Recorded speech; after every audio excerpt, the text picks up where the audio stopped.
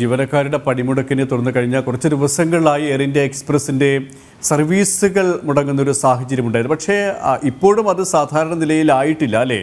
കൊച്ചിയിൽ നിന്ന് 8:35 പോകേണ്ട കൊച്ചി ദമാം വിമാനം റദ്ദാക്കിയ വിവരം യാത്രക്കാരെ നേരെ അറിയിച്ചതുകൊണ്ട് ആരും എയർപോർട്ടിലേക്ക് എത്തിയിട്ടില്ല. എങ്കിലും ആ ഒരു പ്രതിസന്ധി ഇപ്പോഴും തുടർന്നുകൊണ്ടിരിക്കുകയാണല്ലേ?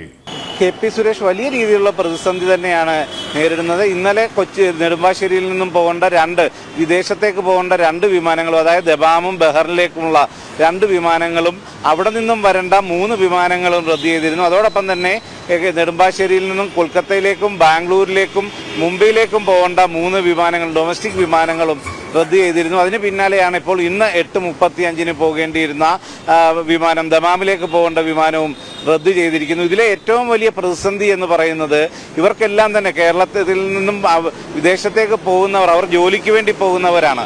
അവർക്ക് ആ പറയുന്ന തീയതിയിൽ അവിടെ എത്തിയില്ലെങ്കിൽ വലിയ രീതിയിലുള്ള പ്രതിസന്ധിയുണ്ട്. ചിലർ വിസ തീയതി തീരുന്ന അത് പുതുക്കുന്നതിൻ്റെ ആവശ്യത്തിനായി പോകുന്നവരുണ്ട്. അപ്പോൾ ഇത്തരത്തിൽ ഇന്നൊരു യാത്ര നിശ്ചയിച്ച് പോകേണ്ടവർ ഇന്ന് പോകാൻ കഴിയുന്നില്ല എന്നത് തന്നെയാണ്. മുൻകൂട്ടി അറിയിച്ചത് കൊണ്ട് അതിനൊരു പരിഹാരമാകുന്നില്ല. അവർ വിമാനത്താവളത്തിലേക്ക് വരുന്ന യാത്രാ ചെലവും മറ്റും ലാഭിക്കാം എന്നതിനപ്പുറം ഈ യാത്രക്കാർ നേരിടുന്ന വലിയ ഒരു പ്രതിസന്ധിയുണ്ട്. അതിലുപരി എയർ ഇന്ത്യ എക്സ്പ്രസിനോടുള്ള വിശ്വാസം പൂർണ്ണമായും നഷ്ടമാവുന്ന ഒരു സാഹചര്യത്തിലേക്കാണ് ഇത് എത്തിക്കുന്നത്. ഇപ്പോൾ 4 ദിവസത്തിലധികമായിട്ടും എയർ ഇന്ത്യ എക്സ്പ്രസിലെ ഈ പ്രതിസന്ധി പരിഹരിക്കാൻ അവർക്കാവുന്നില്ല. ജീവനക്കാരുമായുള്ള ഈ തർക്കം അത് പരിഹരിച്ചുകൊണ്ട് മുന്നോട്ട് പോകുന്നതിനുള്ള നടപടികൾ കൃത്യമായി നടപ്പാക്കാൻ കഴിയുന്നില്ല എന്നത് തന്നെയാണ് ഏറ്റവും വലിയ പ്രതിസന്ധി.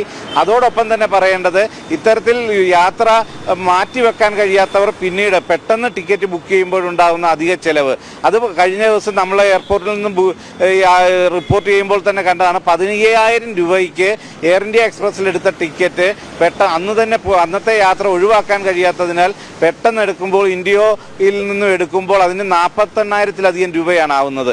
അതുകൊണ്ട് ഇരട്ടിയിൽ കൂടുതൽ ഈ വലിയ ഒരു സാമ്പത്തിക നഷ്ടം കൂടി ഈ യാത്രക്കാർ സഹിക്കേണ്ടി വരുന്നു. അതുകൊണ്ട് എയർ ഇന്ത്യ എക്സ്പ്രസിന്റെ ഇപ്പോഴത്തെ ഈ ഒരു പ്രതിസന്ധി യാത്രക്കാരെ വലിയ രീതിയിൽ വലയ്ക്കുന്നു എന്ന് തന്നെ പറയേണ്ടി വരും. KP സുരേഷ്, ഇപ്പോഴും പ്രതിസന്ധി തുടരുകയാണ്. സുധീഷാണ് വിവരങ്ങൾ നൽകിയത്.